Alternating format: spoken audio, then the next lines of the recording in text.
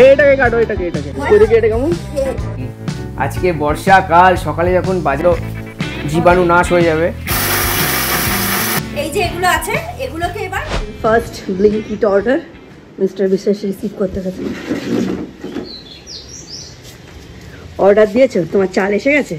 সকাল সকাল আজকে আমি আজকে করেছি পাকামি, ভাবছি চাল আনতে যাবে, ব্লিঙ্কিটে অর্ডার দিয়ে আমাদের এখানে নতুন হয়েছে।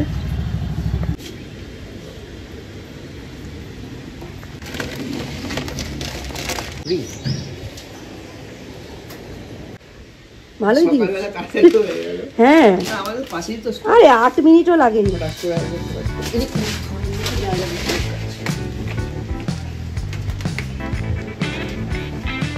অভিজ্ঞতা আমাকে শিখিয়েছে এইসব ঠোঙা ভালো করে প্রিজার্ভ করতে, কাগজের জিনিস এই কাঁচা লঙ্কা পেঁচিয়ে রাখার জন্য, শাক রাখার জন্য, ধনেপাতা রাখার জন্য কাজে দেয়। গুড মর্নিং সকলকে জানাই, গুড মর্নিং। আজকে ঝকঝকে রোদ্দুর নিয়ে ঘুম থেকে উঠেছি, কিন্তু এখন একদম মেঘলা করে গেছে আকাশ। যাই হোক, হঠাৎ করে বাজার দোকান করে আসার পর মিস্টার বিশ্বাস বলছেন বাজারে ভালো লাউ উঠেছে, এখন লাউ আনতে গেছে। আজকে এনেছে ইলিশ মাছ আর কাতলা মাছ। সবজি বাজারের সময় তো আমি ছিলাম, সেটা খুব একটা এলোমেলো করেননি, কিন্তু এখন লাউটা কিরম আনেন সেটাই দেখার। আর লাউ আবার ডালে দিতে বলছে, মানে লাউ দিয়ে ডাল, কিছু একটা ভাজা, আর পোস্ত বাটা বা সর্ষে বাটা দিয়ে ইলিশ। এই হচ্ছে আজকের মেনু। দেখা যাক কলা পাতা জোগাড় করতে পারি কিনা, তাহলে একটু পাতুরি করবো। এইটাকে কাটো, এটাকে তাহলে আমাকে তো আমি কেটে দিচ্ছি। ওইটা না, ওইটা তো ফাটা। এইটা কাটো, এইটাকে কাটো। হ্যাঁ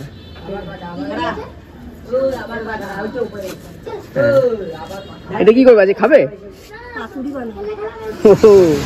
আর একটা লাগলে আর একটা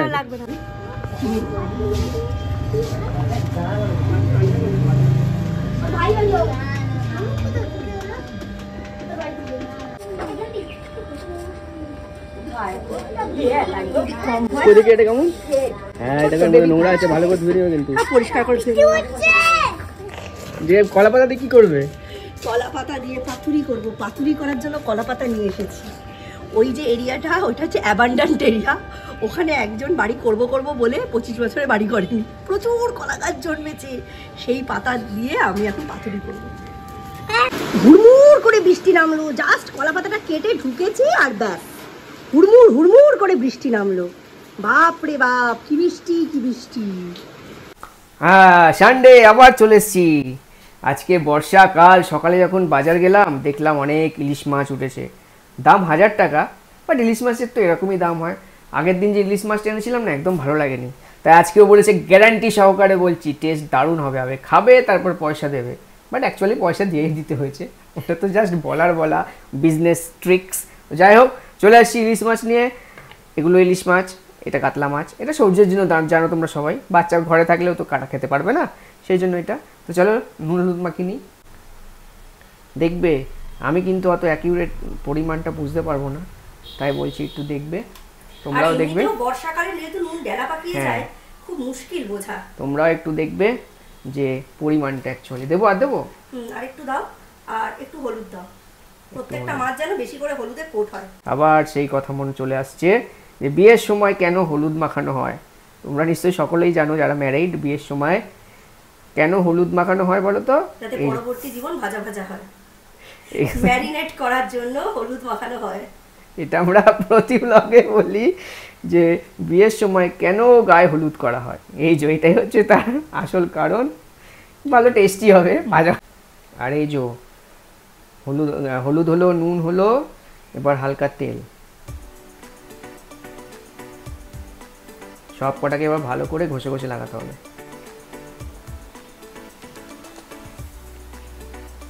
এই ইলিশ মাছ অনেকে একদমই ধোয় না, কিন্তু আমি একবার একটু হালকা পাতলা ধুয়ে নিয়েছি। আমার ঠাকুমাকে দেখতাম কাটার আগে একবার ধুয়ে নিতেন, তারপরে আর ধুতেন না, কাটার পরে আর ধুতেন না, একেবারে রান্না করে ফেলতেন। কিন্তু আমি আগে এই নিয়মটাই চলতো, একটু ধুই নেওয়া ভালো। হ্যাঁ, তখন পরিবেশ একরকম ছিল, এখন পরিবেশে এত জীবাণু, একটু ধুয়ে নেওয়া বেটার। একবার অন্তত ধুয়ে নিলে ভালো। আজকে কিন্তু ভালো গন্ধ বেরিয়েছে মাছটা, ঠিকই বলেছে, আজকে গ্যারান্টি সহ। তাই না? আগের দিনও গন্ধ বেরিয়েছিল, কিন্তু রান্নার পরে হওয়ার পর দেখা গেল সেই টেস্টটা আসেনি, ইলিশের ফ্লেভারটা আসেনি। হ্যাঁ সেই টেস্টটা আসেনি। তো আজকে দেখা যাক। আগের দিনেরটাও যদি সরষে পোস্ত দিয়ে বা পাতুরি করতাম তাহলে না অ্যাকচুয়ালি তখন তো জাস্ট বর্ষা শুরু হয়েছিল বলে টেস্ট হয়নি। বর্ষার যে ভাবটা ওটা আসেনি। ইলিশ মাছের আসল হচ্ছে বর্ষা, বর্ষা হতে পারবে ইলিশ মাছের তত। মোটামুটি তেল হলুদ সব লাগানো হয়ে গেছে। এবারে এর আসল মশলাটা রেডি করব। সাদা সর্ষে, কালো সর্ষে আর পোস্ত, এটাই অ্যাকচুয়ালি ওর টেস্টটা আনবে। সাদা সর্ষে মানে অনুপাতটা হচ্ছে 2:1:1, মানে 2 ভাগ সাদা সর্ষে, 1 ভাগ কালো সর্ষে, 1 ভাগ পোস্ত। এটা এবার ভালো করে বেটে এর মধ্যে লাগাতে হবে। এইবার এতে পোস্ত মেশানো হচ্ছে। একটু দরাজ হাতে পোস্তটা মেশাও, কারণ পরিমাণটা আমাদের অনেক, 8খানা মাছ হবে তো। দেখো হয়ে গেছে না? হ্যাঁ হ্যাঁ হয়ে গেছে। এবার এর মধ্যে একটু নুন দাও আর সামান্য জল দিয়ে একটু ভিজতে দাও। কাঁচা লঙ্কা দিয়ে রাখবে 5-6টা। নুন এতটা পরিমাণে দিয়ে রাখো, ছড়িয়ে দিলাম করে। একটু সর্ষের তেল, একটু সর্ষের তেল না, একটু জল আর কাঁচা লঙ্কা। এইবার এর মধ্যে কাঁচা লঙ্কা অ্যাড করা হবে, কাঁচা পাকা মিশিয়ে লঙ্কা বেশ কিছু, মানে মিস্টার বিশ্বাস অ্যাড মতো করে 8-10টা লঙ্কা নিয়েছি। হ্যাঁ এটা বেটে নেওয়া হবে। এটা কিন্তু এছাড়া তো পরবর্তীকালে লঙ্কা দেওয়াই হবে। বেশ ভালো দেখতে লাগছে কিন্তু, মানে সর্ষে পোস্ত, সাদা সর্ষে, কালো সর্ষে, লঙ্কা, বেশ ভালো দেখতে লাগছে না? সুন্দর দেখতে লাগছে। এই যে কলা পাতা নিয়ে আসলাম একটু কেটে জঙ্গল থেকে। আজকে একদম অ্যাকচুয়ালি বাজার থেকে কিনে আনেনি কলা পাতা, দেখলেই তো জিনিয়া একটু কলা পাতা কেটে এনেছে। এগুলোকে অ্যাকচুয়ালি এগুলোকে কেটে তারপর প্রথমে ধোবো, ধুয়ে একটু পুছে পরিষ্কার করে। এই হচ্ছে আমাদের ধোয়া কলা পাতা, ঠিক আছে? এটাকে কাটবো, 2 পিস করছি। যদি লাগে পরবর্তীকালে আমি অন্য পিস করে নেবো, অন্য বড়টা থেকে। এটা কচি পাতা, তাই পিছনের দিকটা কাটতে হলো না। আর কচি পাতা হলে এই অংশটা কাটতে হয়নি, কিন্তু এই পাতাটা যেহেতু বড় পাতা, ওই জন্য এই যে এই অংশটা কাটতে হয়েছে। এবার এটাকে পিস করে নেব। পিসটা আমি করে দিচ্ছি। করে দেওয়ার পরে মিস্টার বিশ্বাস এটাকে ভালো করে ধুয়ে নেবেন। এই একটু বড় বড় করে পিস করছি যাতে পরবর্তীকালে অসুবিধা না হয়। এখানে একটু কাঁচি লাগবে। এই কলা গাছের ফাইবার সাংঘাতিক শক্ত। এই যে 2টো পিস, আর ওখানে হচ্ছে 2টো পিস, ঠিক আছে? 3টে 4টে।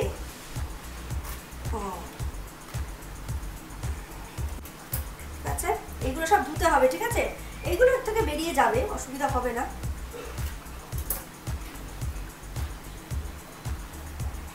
এবার পাতাগুলো সমস্ত ধুতে হবে। ব্যাক সাইডটা ভালো করে ধুতে হবে। ব্যাক সাইডে ধুতে হবে। ব্যাক সাইডে প্রচুর মাকড়সার জাল থাকে কলা পাতায়। আর তার সাথে তোমাদের তো দেখালাম শামুক উঠে রয়েছে। আমরা জঙ্গল থেকে কেটে এনেছি না, ব্যাক সাইডগুলো ভালো করে ধুয়ে নেওয়া উচিত।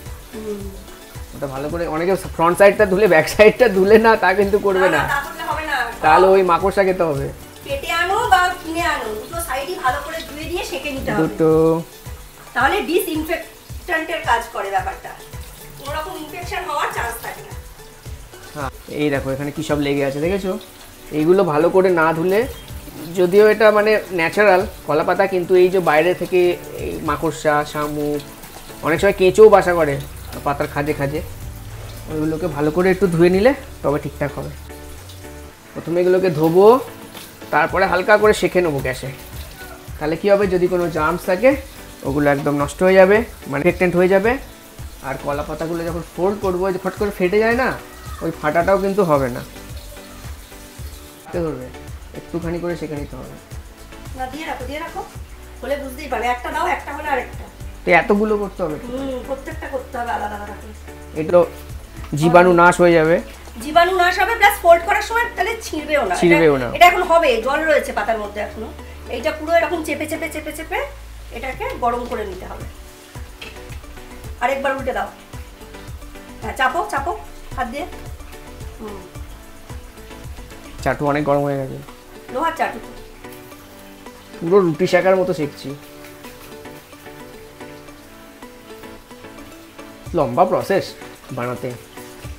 জঙ্গল থেকে কলা গাছ কেটে আনো, কলা গাছ আর না কলা পাতা, তারপরে তাই কাটো, সেঁকো, খাওয়ার জন্য কত কি করি আমরা। এবং এটা খালি বাঙালিরাই করবে, একটা মাছের জন্য এত কিছু। হ্যাঁ বাঙালি মাছ ছাড়া চলবে না। नॉन बेंगोली नॉन बेंगलीরা বলে तुम लोग मच्छी खाते हो। हाँ नॉन बेंगोली बोले तुम लोग मच्छी खाता है।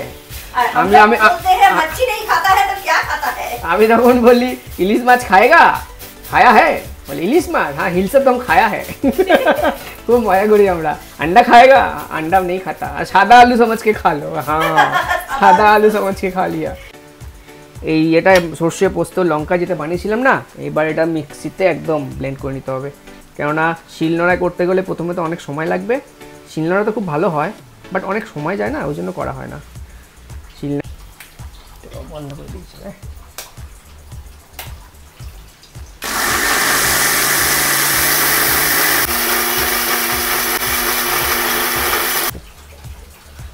এই সেই পেস্ট যেটা বানালাম, পেস্ট রেডি। এই দিয়ে দিলাম। এবারের মধ্যে একটা ইলিশ মাছের পিস। ও কি দেখতে লাগছে দেখো, দারুণ। এইবারে আবার একটু এটা পেস্টটা ভালো করে মাখিয়ে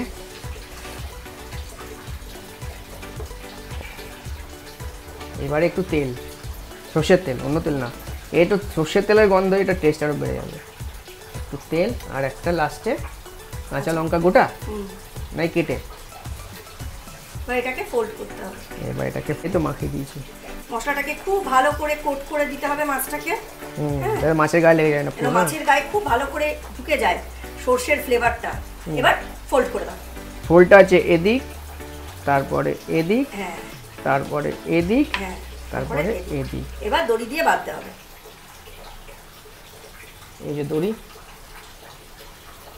এবারে যে কোনো দড়ি দিয়ে, এটা আমার কাছে ছিল দড়ি কোনটা। লম্বাই পেঁচালে আড়ে পেঁচাও। আরে কি করে নেবো এটাকে, সেটাই ভালো। কেটে নাও আগে, টাইট করে মাছটা বাঁধবে। ফেটে গেল তো, ফেটে যাচ্ছে। যিনি আমার থেকে ছিনিয়ে নিয়েছে এবার নিজে করছে ফটাফট করে, বলছে তুমি আনপ্রফেশনাল লোক, তুমি পারবে না। না এগুলো যে ঝামেলার জিনিস, এগুলো নভিসদের দিয়ে হবে না। এগুলো আমাদের মতো পাকা মাথার লোকেরাই ভীমরতি খেয়ে যায়, মানে হিমশিম খেয়ে যায় আর কি। ভীমরতি খেয়ে যায় কথাটা ভুল, হিমশিম খেয়ে যায়।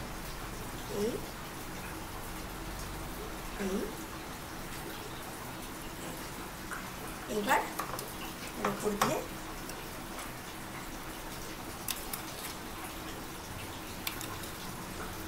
ওয়াও,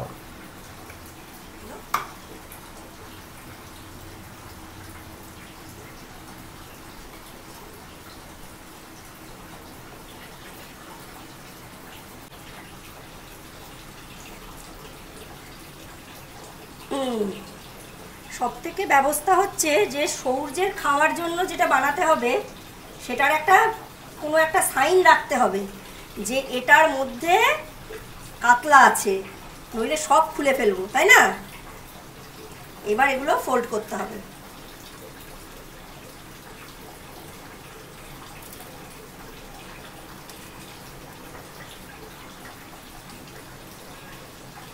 পরে বাঁধছি, আগে সবকটা ফোল্ড করে দিই।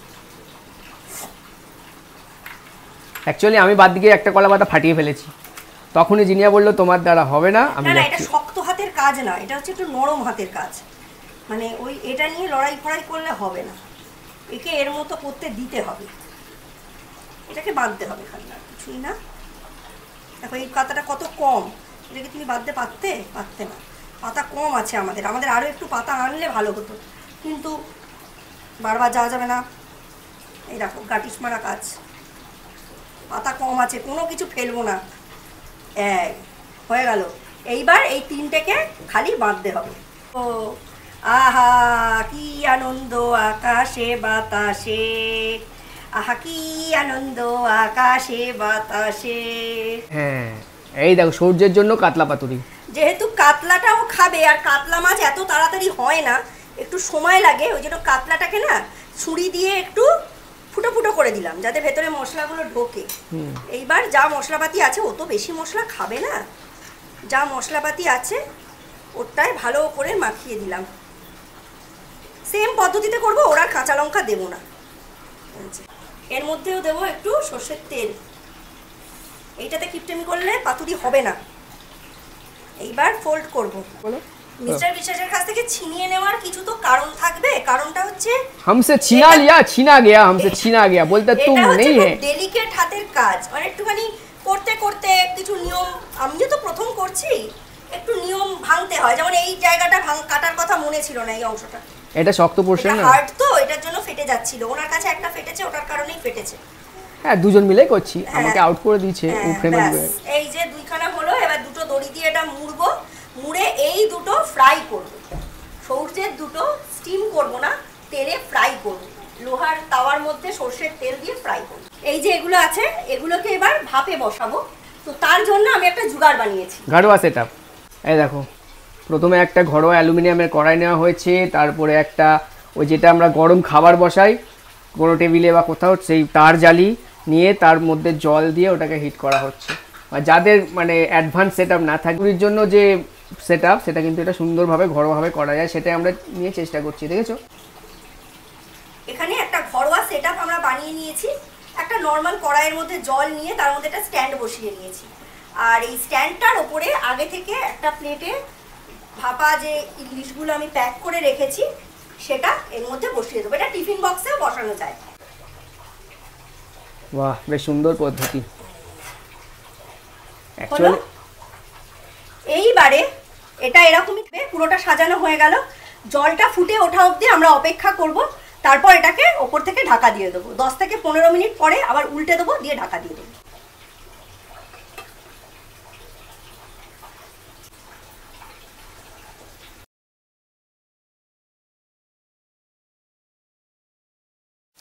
এই দেখো ফাইনাল লুক আমাদের ইলিশ মাছের পাতুরি। কেমন হয়েছে? ভালো হয়েছে না দেখতে? এবারে দড়িগুলো কাট।